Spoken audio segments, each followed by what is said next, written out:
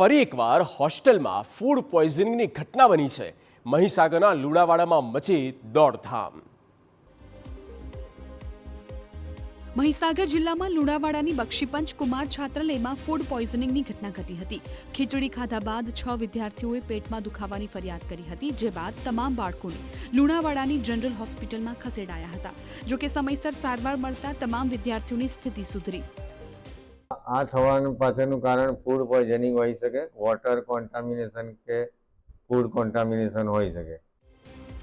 મહત્વનું છે કે ચાંદીપુરમના સંભવિત લક્ષણોને લઈ આરોગ્ય તંત્ર પહેલેથી જ સતર્ક હતું। આ બધા વચ્ચે વિદ્યાર્થીઓને ફૂડ પોઈઝનિંગની ઘટનાથી આરોગ્ય વિભાગ સતર્ક બન્યું। આરોગ્યની ટીમે 56 જેટલા બાળકોને ટ્રેસ કર્યા।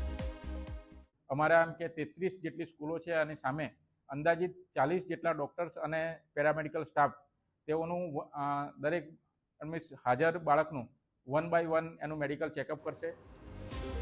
મહત્વનું છે કે છેલ્લા 3 દિવસથી શાળાએ ન આવ્યા હોય એવા બાળકોના ઘરે જઈને તપાસ કરશે।